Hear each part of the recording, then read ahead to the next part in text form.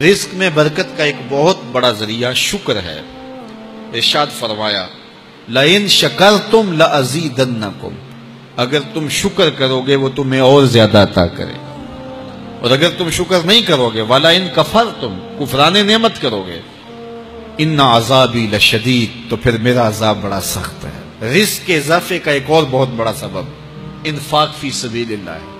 اللہ فرماتا ہے جو تم خرچ کرتے ہو تو جو چیز تم نے نکال دی اس کی جگہ اللہ تمہیں اور عطا کر دیتا ہے۔ بعض کا ہمارا یہ ہوتا ہے کہ کوئی آدمی مالی بحران میں آ گیا تو وہ کرتا کیا ہے کہ جو راہ خدا میں دینے کا کھاتا تھا پہلے اسے کلوز کرتا ہے، یہ فلاں مدرسے کو دیتے ہو یہ بھی بند کر دو، یہ مسجد کو دیتے ہو یہ بھی بند کر دو، یہ فلاں غریب کو دیتے ہو یہ بھی بند کرو، حالات ٹائٹ ہو گئے۔ لیکن 5 گاڑیاں ہیں تو 2 گاڑیوں پہ گزارا کر لیا جائے، پیٹرول بچے، یہ نہیں ہو سکتا۔ گھر کے لچھن وہی ہیں، لیکن بند کہاں سے کیا؟ جہاں سے رزق آنا تھا۔ ہمیں تو یہ حکم دیا ہے جب رزق تنگ ہونے لگے صدقہ دے کے رب سے کاروبار کر لو، صدقے سے تمہارے رزق میں اضافہ ہوگا۔ یہ رب کا وعدہ ہے، اللہ کے وعدے جھوٹے نہیں ہو سکتے۔ رزق کی برکت کا ایک اور بہت بڑا ذریعہ النکاح ہے۔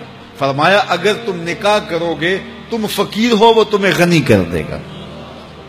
لوگ کہتے ہیں بچہ پیروں پہ کھڑا ہو لے تو پھر نکاح کریں گے، اللہ کہتا ہے تم نکاح کرو ہم پیروں پہ کھڑا کر دیں گے۔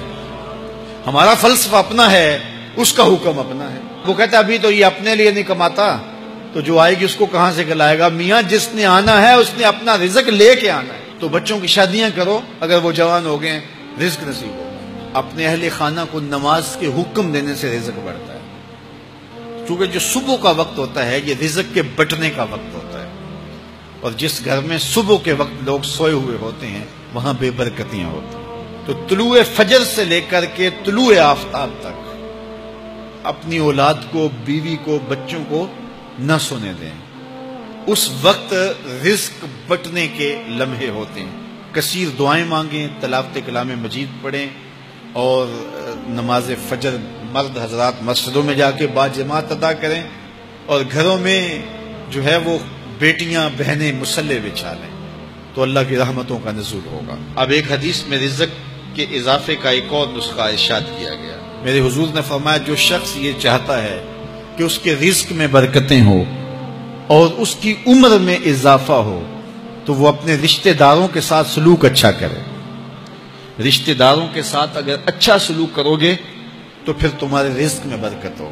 غریب ہیں تو ان کی مدد کرو، ان کی بیٹیوں کی شادیاں اپنے ذمے لے لو اگر اللہ نے آپ کو وسعت دی ہے، ان کی پریشانیاں بانٹ لو، ان کا قرضہ ہے تو اتارنے کی کوشش کرو، ان کو مشکلات سے نکالنے کی کوشش کرو۔ تم ان کو مشکلات سے نکالو گے، اللہ تمہیں مشکلوں سے نکالے گا۔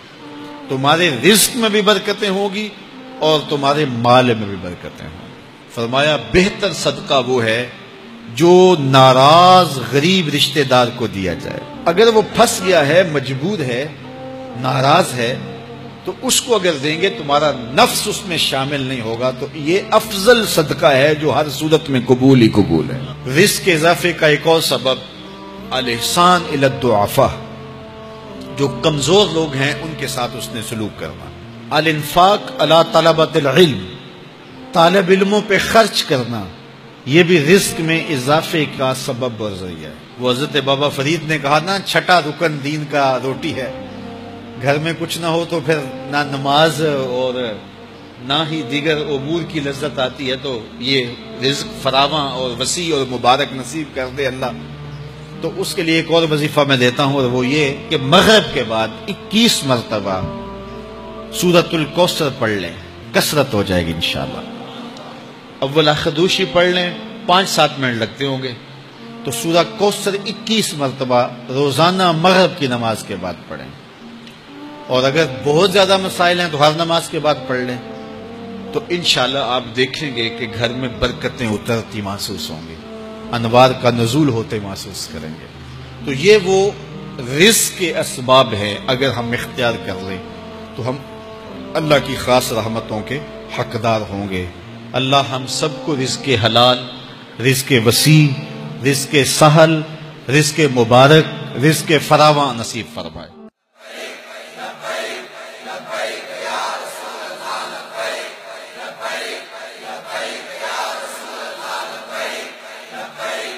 لبیک